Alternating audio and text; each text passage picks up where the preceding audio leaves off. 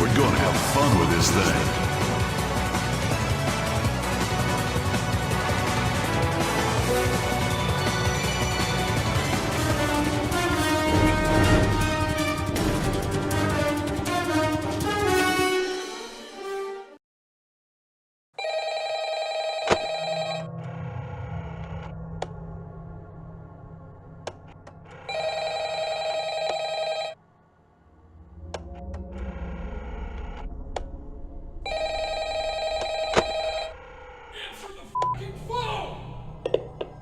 Hello, hey, I'm glad you can make it back to your second night. Great job of making sure the coast was clear last time.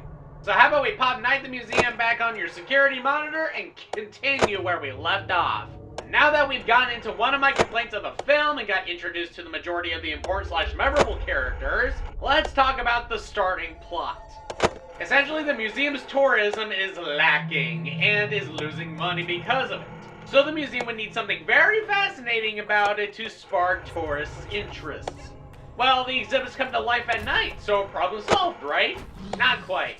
Wow, I should totally be a songwriter after that cool rhyme scheme.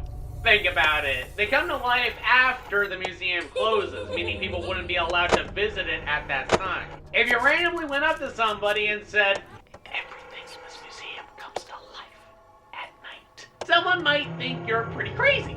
So you can't just tell somebody that the exhibits come to life, so why not have the exhibits roam around outside for people to see? Because if the sun rises and anyone's on the outside, we turn to dust. And if the exhibits turn to dust, there will virtually be no exhibits left in the museum, and there won't be any tourism at all. One question still remains, though. Why are the exhibits coming to life anyway? That very cool tablet Cecil showed Larry in the Egyptian exhibit. So, after almost getting killed during his first night, Larry of course wants to quit right away, but then Nick and Dawn show up and kind of sort of pressure him into staying. But he wanted to swing by, see you in the new job. It's so awesome that you're working here. Want to take a little look-a-doo inside? Maybe your dad will give you a VIP tour. Let's pause here so I can clarify a few things. Specifically about the whole Larry being divorced and needing to impress his son thing. I kinda glanced over it due to time restrictions. Thank you, YouTube. But he keeps on getting fired from nearly every job he has, and because of it, they constantly had to keep moving from house to house. Obviously, his wife wasn't happy about that, and Nick was feeling disappointed with him. I don't know how much more of this Nicky can take. I mean, every couple months, it's a new career, a new apartment. Mom was talking to Dawn about all your different schemes. She said it was time you found a fallback. Are you really moving again? I don't know. We'll see. I mean, there's some pretty cool places out in Queens. Yeah. This is where Don comes in. A guy who is a businessman, doesn't get fired from his jobs, and seems to be relatively in control with his life. The only reason that hockey scene had any relevance is because Nick wanted to be a hockey player as a career, and his dad was really supportive of it. But now, since he's been living with Don, he has been wanting to do what he does. Game on! Ow! Because Larry has practically been guilt-tripped by them, he decides to brave it out for a while longer, but because Dexter ripped up The enclosed instruction book. No! Because Dexter ripped up the instructions on how to handle each exhibit, he'll have to study up the various exhibits that are there. And he's actually able to get a hang on things. The caveman had been on a quest for fire, so he gives them a lighter. Quest for fire? Over. He's able to get gum for the Eastern Island head, since that's what he's been demanding. Yes, I did, fathead. Lots and lots of gum-gum. And is even able to calm the feud between Octavius and Jedediah. Why can't you just get along? Look, we're men, we fight, okay? That's what we do. Kind of how we pass the time. You're like a giant, a freak, if you will. We can't expect you to understand that. You guys got the whole room to run around in. You don't have to be near each other. What do you mean? You're gonna let us out? Yeah, I might if you promise to behave. That means no fireballs, no explosions, okay? You have my word, my liege. Yeah, no problemo, Gigantor. My name's Larry, first of all, okay? Jed. So I call you Jed, I don't call you Tiny, right? What's that supposed to be? Hey, Tiny, how does that sound? I don't like it. It hurts my feelings. Okay, well, Gigantor makes me feel like some sort of freak, so, you know, I don't. I just call you Larry. don't be a kiss ass. But while this is going on, there seems to be some mischievous actions going about.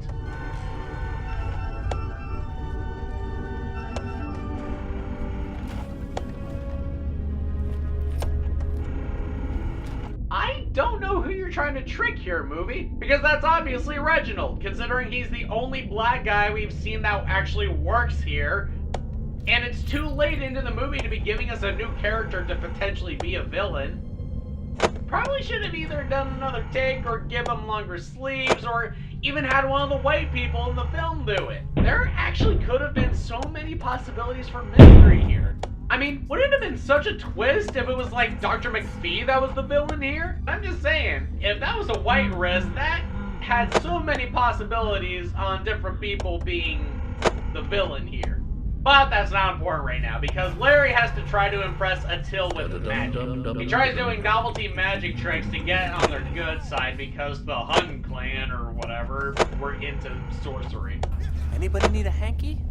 Well, I wouldn't suggest this little feller, because he has a nasty habit of vanishing. Into thin air. Ah! No, don't. That defeats the... Don't, ah! Oop! He faked the juju! And makes Attila mad. And this is where Larry's plans get diarrhea on.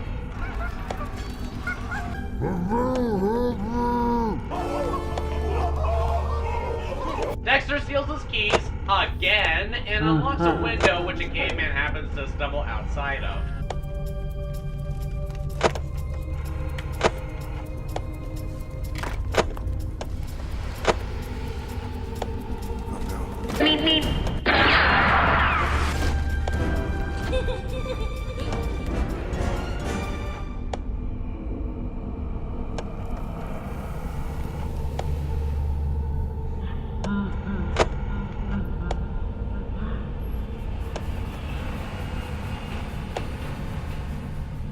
So Larry's second night fails, Nick comes in with two of his friends to get a tour, and of course, comes in at a bad time.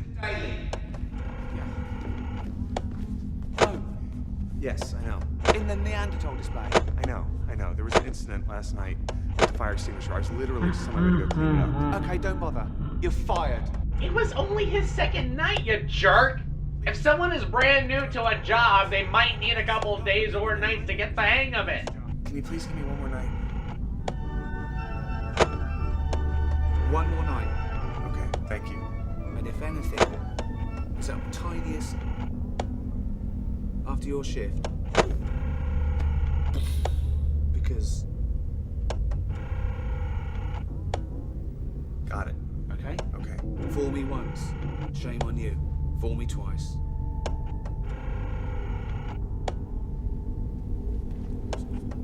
Shame on me. Huh? Fool me. Shame on me. You. Fool me. That's the... Got it. Take it or leave it. Okay, I'll forgive you for that one. Key thing to note and remember for later. Nick and his friends left the museum before he was given one more chance. By the way, hopefully you've been checking out those cameras. Just because you did good before doesn't mean you should fuck it up now. Be especially sure that the dining room is okay. We worked really hard to get that looking like the way it does.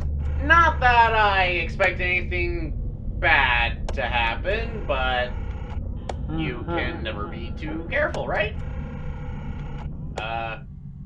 Right? Oh yeah, answering machine. Kind of difficult to respond back to me. Even though Nick is pissed, he is still convinced to go to the museum where Larry will show him the exhibits coming to life. So essentially, this is his last chance to prove to Nick that he's not a liar. Before that happens, we have to go through one of my least favorite cliches of all time, the misunderstanding. Last time I mentioned that Rebecca has been doing a paper on Sacagawea. Problem is, she is running out of sources to get her knowledge from and is on the verge of quitting her paper. So remember kids, if a research paper is getting a little hard to complete, just give up. Oh shit. probably shouldn't say something like that, considering on your resume it says you were a high school dropout because essays and research papers were getting too hard. Anyway, point being is Larry has a great idea on how to motivate Rebecca in completing her paper. At least he thinks it's a great idea. You know how they say in certain museums history comes alive? Yeah. In this museum, it actually does. Everything in this museum comes to life at night. Sacagawea is in her case, alive, every night, just listening to Lewis and Clark argue. So if you really want to get inside her head, I can hook that up. And then the cliche happened. She thinks he's crazy and made fun of her for being a history geek. I don't know where she got that one from, but she storms off sobbing or whatever, and now they ain't gonna be talking for a while. Granted, what almost kind of sort of makes up for this cliche is Rebecca and Larry weren't exactly together or planning a relationship or anything. This is just a case where they are friends and it doesn't take up half the movie to resolve, but it doesn't change the fact that the cliche is still here. So it's night number 3 and there are a lot more stakes at hand than before. Not only will he surely be fired if he messes up tonight, kinda like you if anything happens to the restaurant, no pressure though. But this is potentially his last chance to gain Nick's respect. Okay, you like Tyrannosaurus Rex? Yeah? Well, I call him Rexy. And he's about to come to life. 5, 4, 3, 2.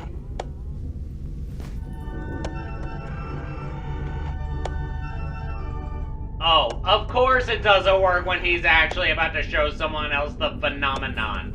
Since the exhibits for some reason aren't coming to life, he might as well show him the tablet. It's gone. What's gone? The tablet. I think somebody stole it. Gee, I seriously wonder who would have taken such a very cool tablet. You guys shouldn't be here. Oh wow, what a surprise. See, that's another problem I kind of have with the film. There's really no other gimmick except for the living exhibits. There are no surprises, there's no twists.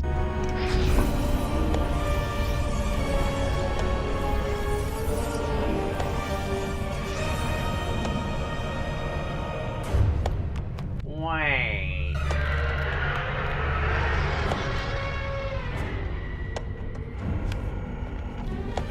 Get back here, kid. Bad idea, Larry. Gus, you're an old man. I don't want to hurt you. A few years into the job, the three of us realized that, like everything else in this museum, we got new life at night. Sundown to sunrise, we felt young again. Okay, did not see that coming. Gave us an energy boost. So yeah, the tablet doesn't just bring life to the exhibits, but technically to these 3 night guards as well. This actually is a really cool twist that I wasn't expecting, and I gotta praise the film for it. For a movie that, in its core, is kind of generic, this was the moment that made the film fresh again after you've gotten used to seeing the exhibits come to life. My only nitpick about this is it's not entirely clear as to why they get affected by it and no one else does. But now, while the exhibits are running rampant again, the night guards are chasing after Nick to get the tablet. Now, one thing you might be wondering is, why is it such a big deal if they get away with it? As long as the middle piece is turned, the exhibit should come to life and these 3 will get their energy boost, right? Well, no. See, the tablet's effect can only spread to a limited distance, so if it gets too far, the exhibits in the Museum of Natural History will be stuck as statues and props. And I think one more thing should be clarified. Why did the exhibits seem to hate Larry so much? Well, it wasn't really because of him specifically.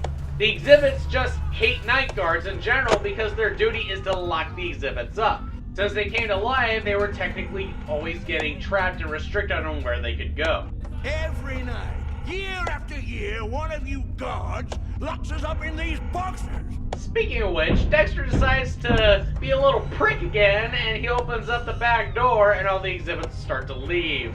The chase continues until Cecil catches Nick in the Egyptian exhibit. Larry shows up and then gets manhandled, and they both ironically get locked up. But soon, Teddy shows up. Theodore Roosevelt at your service. Teddy, can you get us out of here? Can't do it, man. This is your moment. Will you save the lectures, please? I'm not you, okay? I didn't build the Panama Canal. I wasn't president of the United States. I need some help. Come on. Actually, I never did any of those things. Teddy Roosevelt did. I was made in a mannequin factory in Poughkeepsie. I never shot a wild beast. I'm not even brave enough to tell that beautiful woman I love her.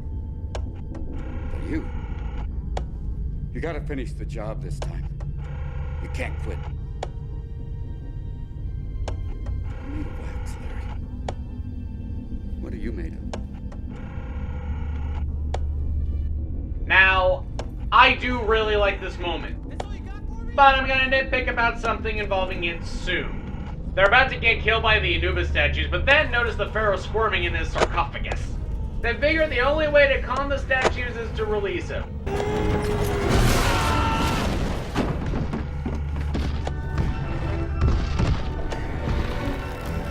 Hey, hi, how you doing? Sorry to bother you, but your guys there, your jackal guys, do you think you could actually ask them to back off, please? Because we're not trying to hurt you, and I think they think we are. Do you think you could possibly do it like now? Oh!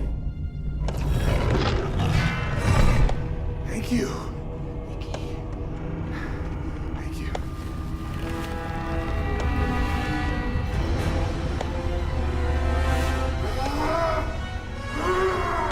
Dad,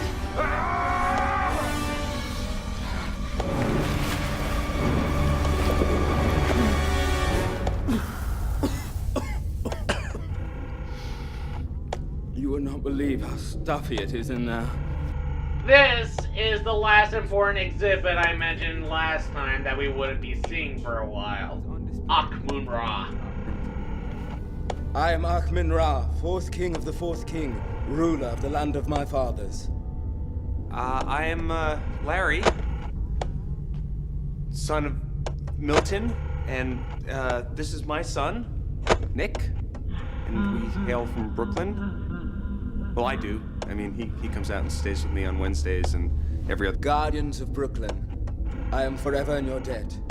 Now, bestow the tablet upon me. We don't actually have it.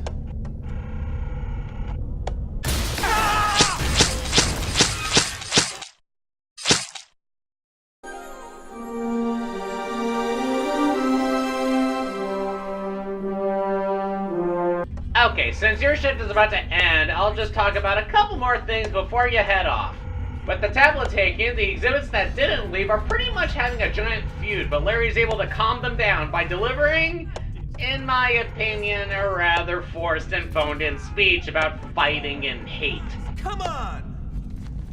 Jed, Octavius, take away the fact you were born 2,000 years apart. You guys aren't that different.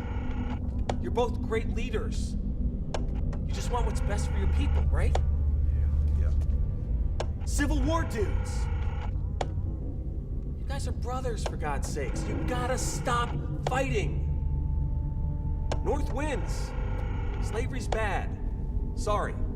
Don't want to burst your bubble, but South, you guys get Allman Brothers and NASCAR, so just chill. Look, without that tablet, all of this whole coming to life at night thing, it all goes away. I'm not saying it's a bad message.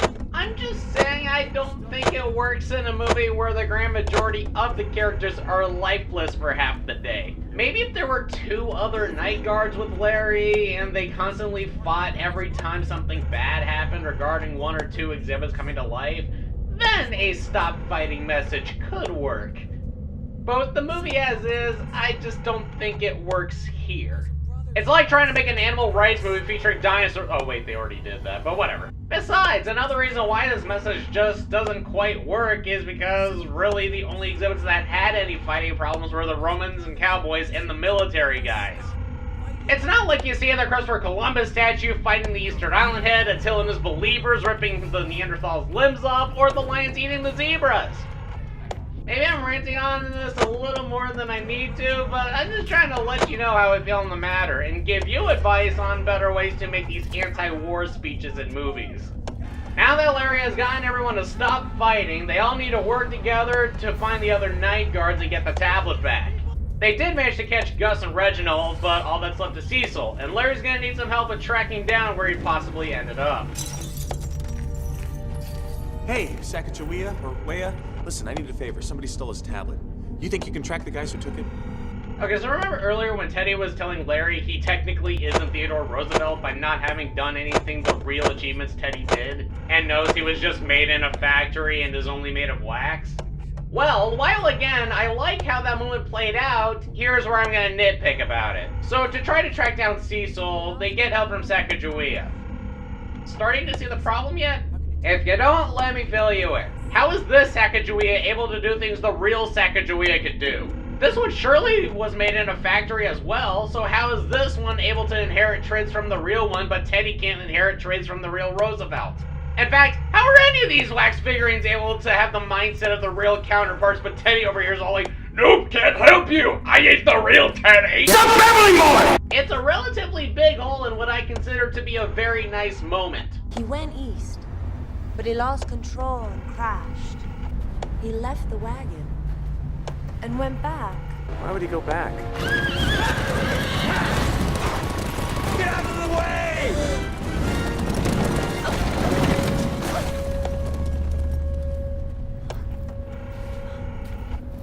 You saved me.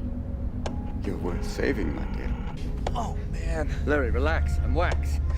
Listen, you've got to do something. Dawn's approaching, and half the museum's running amok outside. Yeah! Come on, Archie!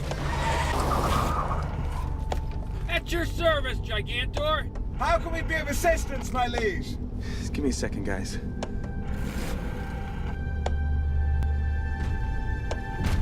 Rexy.